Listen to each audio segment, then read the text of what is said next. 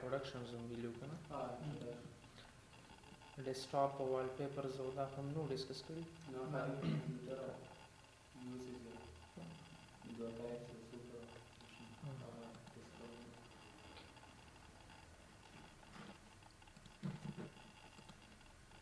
Okay, so next راځو موږ اوس پروګرام سٹارټ کوو هغه ته ویلې شي وینډوز 7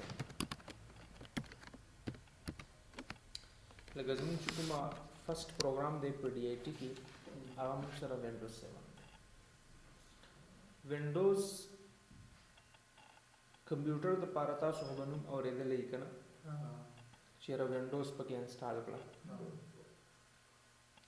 تاسو ته به دومره پتی چې را وینډوز نه بغیر کمپیوټر موږ سره کارم نه کا without of windows computer cannot be operable مطلب کار نشي کړای وینډوز نه بغیر کنه اوس یو موږ سره بعضی خلک چې رزماله کمپیوټر کې وینډو انسټال کړو او بعضی خلک چې ماله کمپیوټر کې وینډوز انسټال کړو نو د دوه ټرمز کې ډیفرنس دی فرق دی ګوره وینډو چې کوم دی دا موږ سره ریکټنګولر شیپ ته ویل کېږي ریکټنګولر شیپ دا څلور کونځه چې کوم شکل دي دي ته وینډو یې لکه اوس وګوره دا کړکۍ وګوره دا د دې شیپ موږ سره ریکټنګل فارم کوي دې ته چې دې ته وینډو یې نو کوم کسان چې رماله په کمپیوټر کې وینډو انسټال کړو دس از کمپلیټلی رانګ دا غلط لفظ دی د کمپیوټر چې کومه وینډو دا اصل کې وینډوز دا او وینډوز موږ سره شوی دا موږ سره اپریټینګ سیستم دی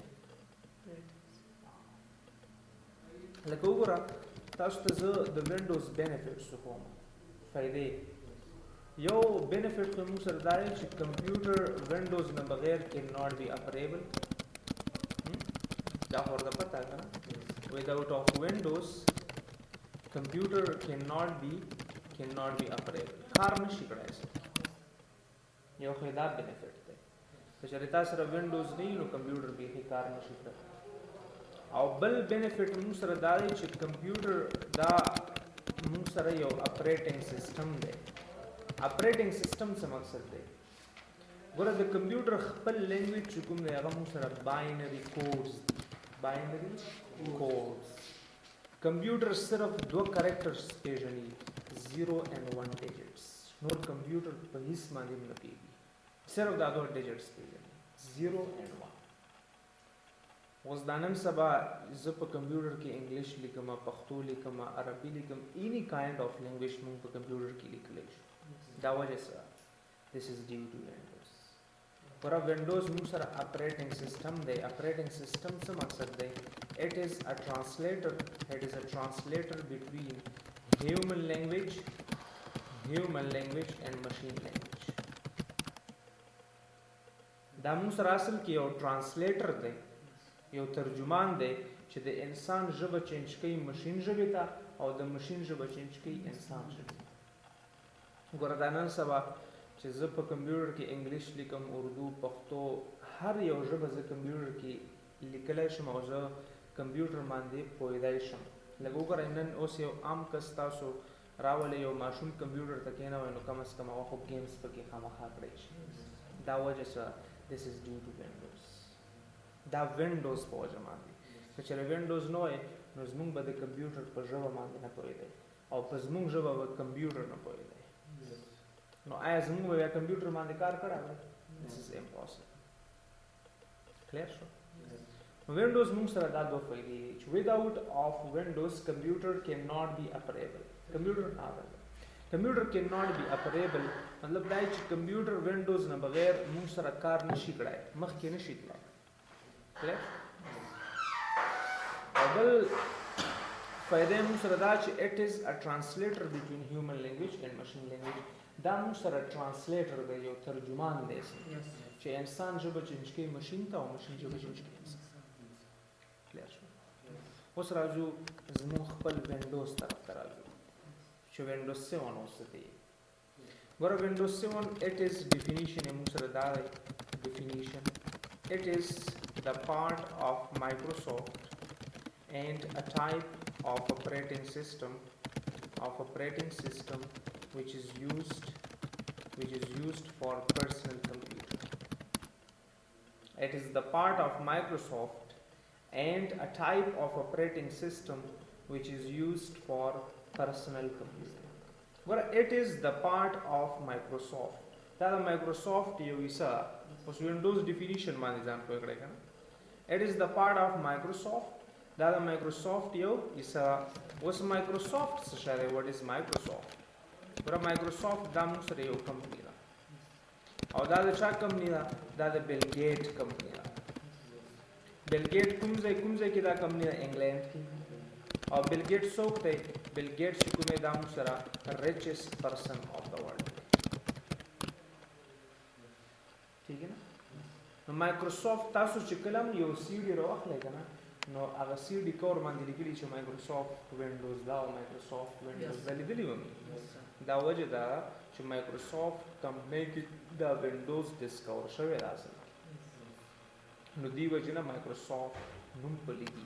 او ډیفینیشن د وینډوز دا دی چې اټ از د پارټ آف مایکروسافت. دا د مایکروسافت یو حصه اینډ ا ټایپ آف اپریټنګ سیسټم.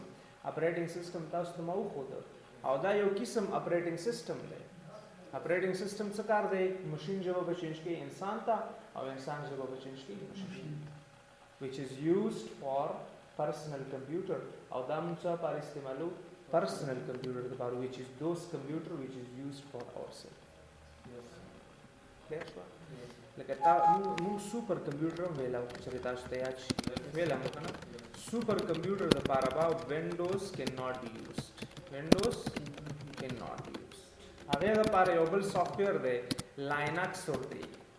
لاینکس یا یونیکس اپریټنګ سیسټم دی هغه لپاره دا یوز کوي. دا څنګه چې وینډوز وته سوپر کمپیوټر د لپاره استعمالوي. وینډوز پرسنل کمپیوټر د لپاره استعمالوي. خو دا سوپر کمپیوټر چې کومه دی لپاره موږ لاینکس او یونیکس استعمالوي. کلیر شو؟ پوه شو دې باندې؟ وینډوز موږ سره کله ډسکور شو او وینډوز ډسکوري اول ځل وینډوز 1992 کې راغله. اول ځل وینډوز کله ډسکور شو؟ 1992 کې. اوس دا زموږ کومه وینډوز چې سٹارټ کوو دا وینډوز 7 ده او وینډوز 7 کله ډسکور شو 2009. مطلب دا لیټسټ وینډوز ده. ٹھیک ہے نا؟ نو دا موږ سره وینډوز په باره کې یو څه انفارمیشن بیا وګوره ویچ بعضې ډېر خلک دا یي که نه لکه موږ وایو چې کمپیوټر کین ناٹ بی اپریبل وداؤټ آف وینډوز. خو یو بل پوینټ تاسو نن ځان سره یاد وساتئ. یو پوینټ دی موږ سره سیسټم فایلز. System without of system files Windows cannot be operable. ګوره کمپیوټر وینډوز نه بغیر کار نشي کړای او وینډوز سیسټم فایلز نه بغیر کار نشي. ګوره تاسو why the Windows has been corrupted. Why the Windows has been corrupted دا یاد سره وساتئ. وینډوز موږ سره څه کرپټ کیږي؟ why what's the matter. ګوره وینډوز چې کله وایرس if virus enter to your computer کله وایرس انټر شي نو ستا وینډوز به بیا کرپټ کوي. وایرس ته وجه ستا وینډوز کرپټ شي او وایرس څنګه سپریډ کوي؟ وایرس چې کومه دا موږ سره ډیفرنٹ میډیمز نه سپریډ کوي. مختلف میډیمز such as memory card, USB, CD disk, internet, etc. You told the mediums. The computer, the memory card insert ka direct virus horsh. The computer, the USB insert ka direct virus spread. CD disk insert ka direct virus spread. Internet no virus razi. No virus the mediums the wajh sta pa computer ki spread. Aw chekala spread shi.